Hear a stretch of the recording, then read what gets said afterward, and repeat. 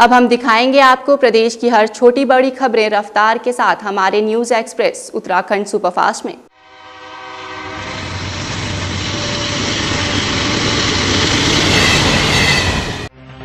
राजधानी में जाम की समस्या हजारों लोगों की परेशानी का सबब बन गई है, लेकिन अब लोक निर्माण विभाग ने शहरवासियों को इस समस्या से निजात दिलाने की तैयारी कर ली है।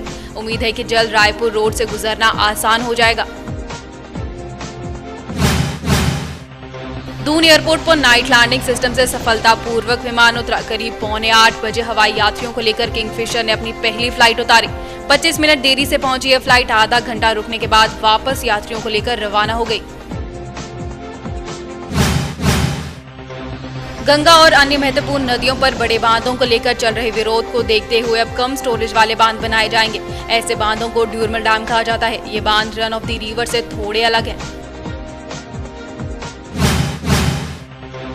राजधानी का मास्टर प्लान उलझी हुई बातों को सुलझाने के बजाय और उलझ रहा है। 3 साल और 4 माह की लंबी कसरत के बाद संशोधित मास्टर प्लान जारी तो कर दिया है, लेकिन इसमें 100 से अधिक खामियां सामने आई हैं।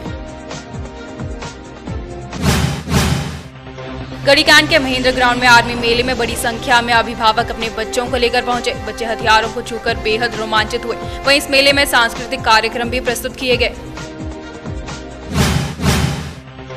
दून के लोग पहले ही पुरानी पेयजल लाइनों के कारण परेशानी का सामना कर रहे हैं। उस पर इस साल से प्रारंभ हुई सीवर लाइन के कार्य से शहरवासियों की मुसीबतें और बढ़ा दी हैं।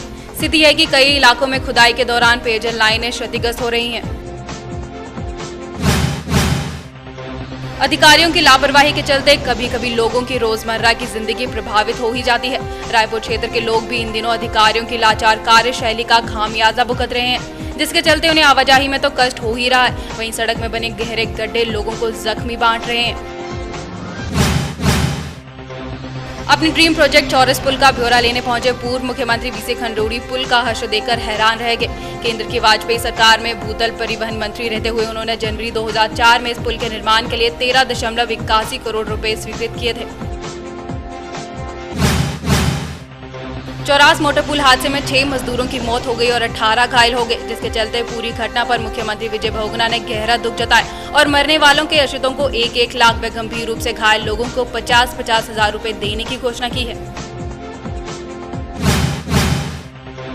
किसी कॉलोनी में प्लाट लेने से पहले ये जरूर जांच लीजिए कि क्षेत्र से पेयजल योजना, ट्यूबवेल व ओवरहेड टैंक कितना दूर है, क्योंकि यदि कॉलोनी अवैध है और इससे पानी की लाइन व योजनाएं दूर हैं तो आपको कनेक्शन मिलने के बाद भी पेयजल संकट से जूझना पड़ेगा। इन दिनों दूर में कई ऐसी कॉलोनियां हैं जहां रह रहे लोग पानी की समस्या से जूझ रहे हैं।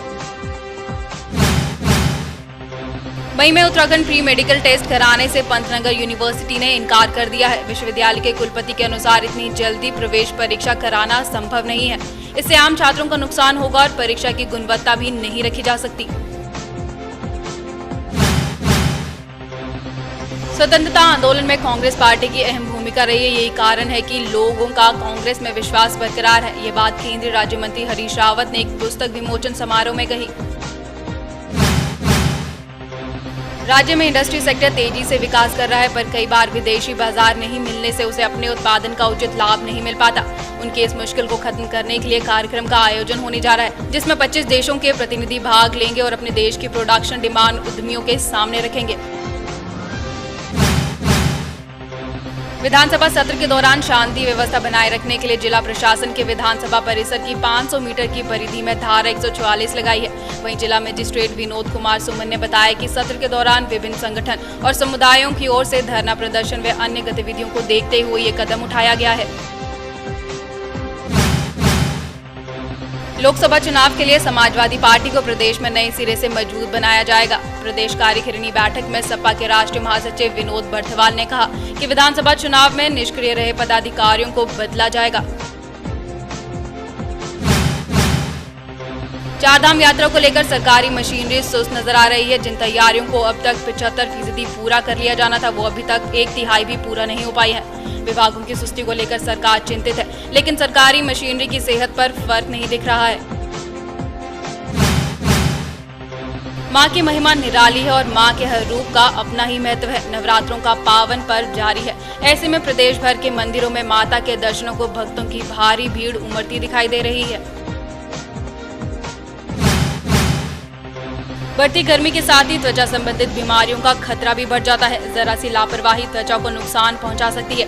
ऐसे में विशेषज्ञ चिकित्सकों की माने तो कुछ सावधानी बरते जाने से गर्मी में होने वाली परेशानी से बचा जा सकता है।